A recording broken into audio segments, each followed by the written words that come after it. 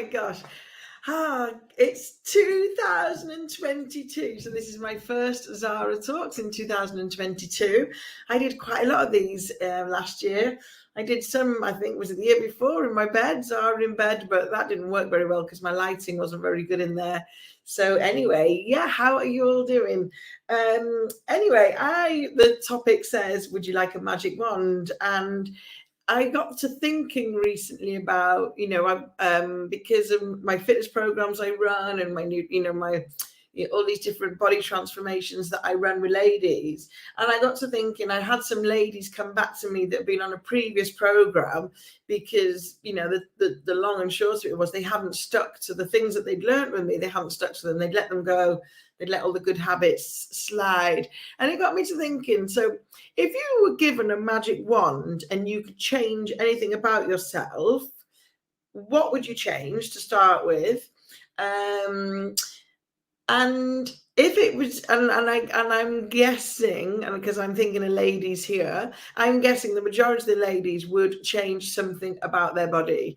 I'm not sure if the magic wand would be to buy a mansion or something, but I'm guessing a lot of it would be to change their bodies, because I know lots of ladies, they lack in body confidence, they lack in self-esteem, which is so heartbreaking. I hate it when I see ladies that sort of beat themselves up and everything.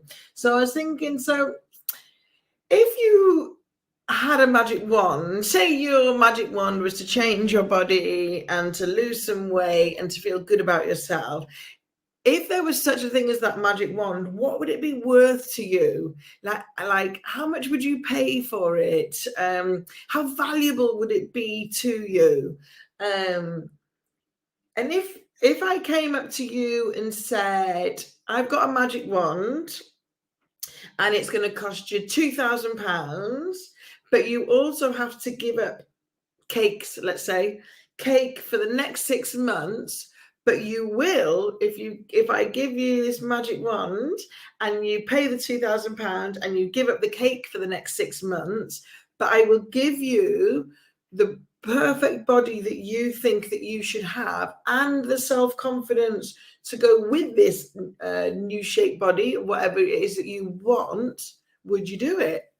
And I'm guessing the majority of people out there, they would find a way to get that £2,000, and they would definitely, if they would definitely give up the cake for 6 months, if in that flash with the magic wand you transformed.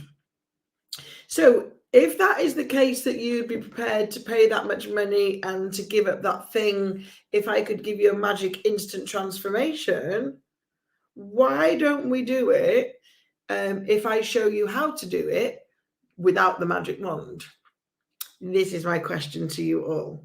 So I know for myself, if you've been watching any of my social media recently, you will know that I got trolled last year and was told that I was too fat, even though I was still only a size 12. And I made the national papers with that story, which prompted me to go, right, I will practice what I preach. I will follow my own program. And I will shift the unwanted, because I've got unwanted body fat too. I will shift my unwanted body fat, and I will prove at the age of 51, perimenopausal, all those things that are going against me, I will prove that I can do it. Which made me think, so my downfalls is cheese and crackers and red wine. They're the things that I do too much of that really do not help me in my quest to shift any excess body fat. So, which made me think, if somebody came to me with a magic wand and went, give me £2,000 and you give up cheese and wine for the next 6 months and all that body fat will be gone, I would go, okay, do it. So I was questioning myself. So Zara, if you know this, why don't you do it? So I am doing it. Not maybe for 6 months. I'm doing 90 days. So yeah, it was just a question. Why don't we, if you live in a Western society where you get to choose what you eat, you get to choose what you buy in the supermarket, you get to choose what you cook, you get to choose what you put in your mouth. We don't live in a society me personally, I do not live in a place where I have to eat what I'm given because there is no other choice. I am really, really, really one of the lucky people in the world that I get to choose everything. So if I get to choose everything, why do I make bad choices? Because let's face it, my choices are what determine how I look. When it comes to nutrition, my choices, it determines on how I look and how my body looks and how my energy levels feel. So why would I choose the negative when I can choose the positive? And this is the question to you too. Why do you choose the negative over the positive? I know what lots of the answers are because being a female, I know it's because you've had a stressful day, you've had a miserable day, whatever the reason, something's gone wrong. And generally, these choices, so for me, the cheese and the crackers and the wine and maybe some Doritos thrown in as well, are because I've just had a crappy day and I just want to make myself feel better and I want to comfort eat, comfort drink, whatever. But really, the crazy thing is, you do all that, and then the next day, those. So say I've had some glasses of wine, and say I've had my cheese and crackers, and say I've had my Doritos and dips. As you can tell, I'm a savoury person. At the time when I'm doing it, I'm like, yeah, this is lovely. Oh, look at me. But the next day, the reaction to having the alcohol the night before is I feel a bit sluggish, I feel a bit tired. The reaction to having eaten those Doritos the night before is that I just don't feel so great. And then the long-term reaction to doing that is my body fat levels will increase. And then my clothes don't fit me. And then because my clothes don't fit me, then I feel a bit crappy about myself. Am I resonating with you ladies out there? Do you have this same thing? I know the majority of you will say yes, because I've dealt with enough ladies in my 27 years of being a full-time fitness professional. I'm training ladies. I know that this will be the right answer. So why don't we change it? What is it that stops us? Because if I have had a rubbish day and I come back and I don't know, have an early night, I don't know, whatever the reason is, but don't do the comfort thing, then I know I'm going to wake up the next day feeling better. It's a bit of a thing, isn't it? Because the problem with the comfort eating and drinking side of things is that the next day, because you've woken up now, for me, I've woken up with a bit of feeling a bit lethargic because I've had alcohol the night before, and then I kind of go, I get in that night and I kind of go, do you know what? I'm feeling a bit rubbishy again. So I'm gonna have another glass of wine. And it's perpetual, isn't it? It's ongoing. It goes on and on and on and on. And I know the friends out there, the cake and the chocolate friends of mine. I know for that period of time that they're eating that cake and that chocolate, it makes them feel good. It actually does. It's the fat and the sugar combined gives us a happy feeling. Unfortunately, and it gives us a bit of a sugar rush and it gives us a bit of an energy push. Unfortunately, it's very fleeting and then we come crashing back down again. And then it's this repeated cycle. So we're chasing that lovely high feeling. And of course, it doesn't last. So if you out there are prepared to give up for the magic wand, why aren't you prepared to give up and put that little bit of effort in to get you there? This is my question to all you lovely ladies out there, and I'm going to leave you on that question. Any comments that are coming in right now, I can't see because I'm streaming through an app and I can't see my comments.